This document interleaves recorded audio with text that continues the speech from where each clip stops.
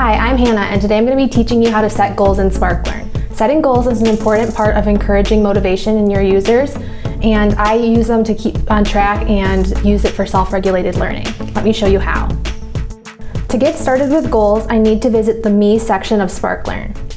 From here, I need to go to the Insights tab, and this is where I can view, set, and update my goals. SparkLearn has two kinds of goals, and the first is measured goals, which are the ones you can see here. Measured goals track specific activity within the app and are automatically updated as you interact with content.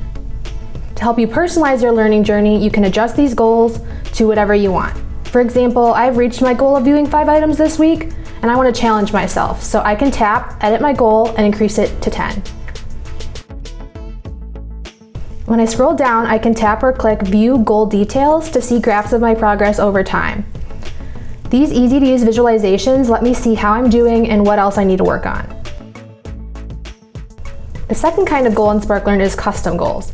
This is where I can create my own list of tasks or milestones that I want to achieve. These goals are free-form text and are a great way to engage with my managers on topics that are a little tougher to quantify. Once I complete my custom goals, I can check them off my list. As I learn and grow, I can always come back and update them to make sure I'm getting the most out of my learning experience. If you enjoyed this video, please like and subscribe, and I'll see you next time.